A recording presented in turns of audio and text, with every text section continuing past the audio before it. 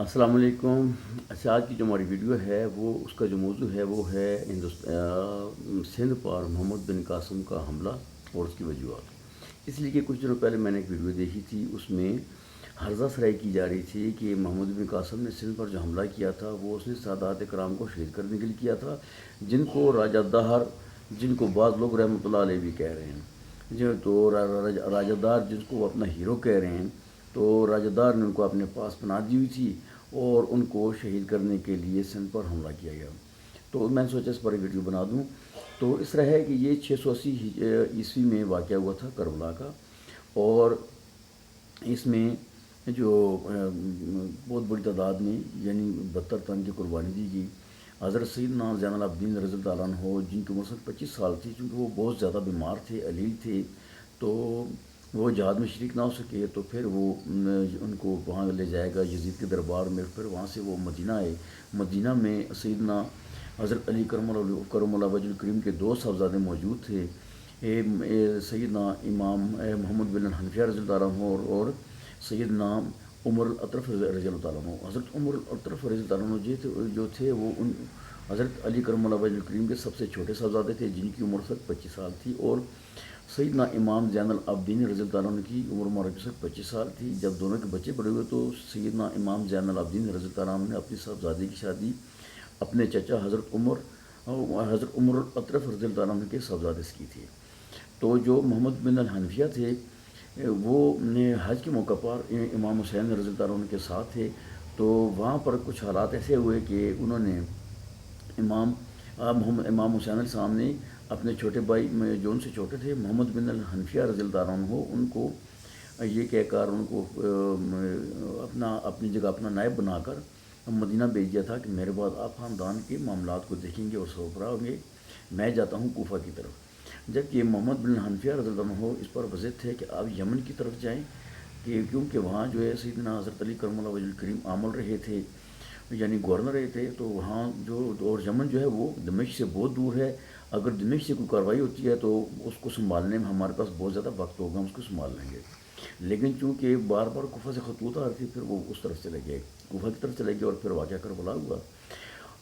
10 اکتوبر 680 کو یہ واقعہ ہوا تھا کربلا کا۔ تو 708 عیسوی میں محمد بن قاسم فوج لے کر روانہ ہوا سندھ کے لیے، تو 711 تک اس نے سندھ کو فتح کر لیا۔ اچھا، اسی دوران جو 711 ہے، 711 میں ہی حملہ ہوا اسپین پر۔ طارق بن زیاد نے حملہ کیا، اور پھر پرتگال بھی فتح کیا، اسپین فتح کیا، فرانس کے کچھ علاقے فتح کیے، سوئٹزرلینڈ کے کچھ علاقے فتح کیے، اور پھر فرانس کا جو میدان ہے ٹورس، وہاں تک یہ مہم جو ہے وہ روک دی گئی، اور پھر یہ ان علاقوں کو مستحکم کیا جانے لگا، یہاں مسلمانوں کی حکومت کو مستحکم کر دیا گیا۔ اچھا، اب دیکھنا یہ ہے کہ اگر سندھ پر حملہ کیا محمد بن قاسم نے سادات کرام کو شہید کرنے کے لیے، تو یہ دیکھا جائے کہ جو طارق بن زیاد نے اس نے اسپین پر کس لیے حملہ کیا تھا، کس کو شہید کرنے کے لیے حملہ کیا تھا، اور کون سادات کرام سے کون سے لوگ تھے جو راجدار کے پاس پناہ گزین تھے، تو ان کے بارے میں کوئی نہیں بتایا گیا۔ صرف بس ایک افواہ اڑا دی گئی تھی، سادہ کرام جہاں آئے تھے ان کو راجہ دار نے پناہ دی تھی اور ان کو شہید کرنے کے لیے۔ تو یہ ایک مضمون سازش ہے جو مسلمان فاتحین ہیں ان کو ڈیگریڈ کرنے کے لیے، ان کی جو عزت و احترام ہے وہ مسلمانوں کے دلوں سے نکالنے کے لیے اس وقت بھی یہ جاری ہے۔ اور آپ دیکھ سکتے ہیں کہ جتنے مسلمان لیڈر ہیں ان کو ذلیل کر کے مارا گیا ہے۔ کیسے؟ بادشاہ ظفر کو دیکھ لیں، ترکی کے سلطان عبدالحمید کو دیکھ لیں، صدام حسین کو دیکھ لیں، قذافی کو دیکھ لیں، تو یہ سب کے ساتھ ایسے ہی کیا جا رہا ہے۔ تو یہ جو ہے جو لیڈرشپ ہے اس کا احترام مسلمانوں کے دل سے ختم کرنے کے لیے کیا گیا۔ اصل میں ہوا یہ تھا کہ جو سوئس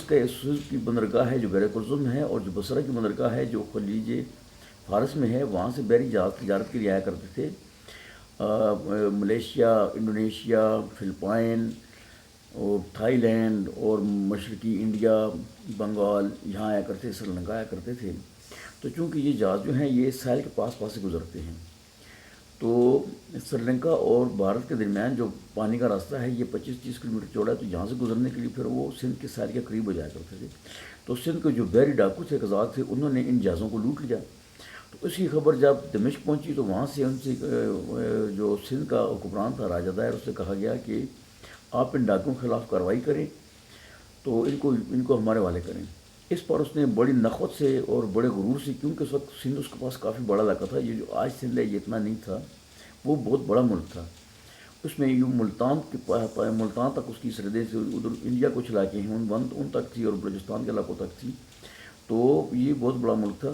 تو طاقتور تھا راجہ دائر۔ تو اس نے بڑے غرور میں انکار کر دیا۔ اس کے لیے جو ٹریڈ روٹ تھا اس کو سیکیور کرنے کے لیے اس کے خلاف فوجی کارروائی کا فیصلہ کیا گیا، اور کچھ سامان بحری جہازوں کے ذریعے اور جو محمد بن قاسم تھا وہ 10,000 فوج کے ساتھ بری راستے سے یہاں پہنچا، اور اس نے 711 تک پورے سندھ کو فتح کر لیا، اور اس کو راجہ دار کو سزا دی، اس کو مار دیا گیا، اور جو اس کی آرمی تھی وہ تتر بتر ہو گئی، اور پھر یہاں پر اصلاحات نافذ کی گئیں، اور جو ان کے یہ تفاخر تھے کہ یہ شودر ہے اور یہ برہمن ہے اور یہ اونچی ذات ہے اور یہ نیچی ذات ہے، تو اس کے فرق کو مٹانے کے لیے کوشش کی گئی، جس پر جو پسا ہوا طبقہ تھا وہ بہت خوش ہوا۔ یہ ایک بڑی مضمون سازش ہے۔ اس کے علاوہ جو محمود غزنوی ہیں ان کے بارے میں کہا جا رہا ہے کہ انہوں نے 17 بار ہندوستان کو لوٹا، وہ ڈاکو تھا، تو بجائے اس کے کہ وہ ان کو مجاہد کہا جائے ان کو ڈاکو کہا گیا۔ شہاب الدین غوری کو ڈاکو کہا جا رہا ہے، پرتھوی راج کو ہیرو بتایا جا رہا ہے، راجہ جے پال کو زمین کا محافظ کہا جا رہا ہے، دھرتی کا بیٹا کہا جا رہا ہے۔ تو اس طرح کی جو سازشیں ہیں وہ صرف اور صرف اس لیے ہیں کہ مسلمانوں کے دلوں سے مسلمان فاتحین کا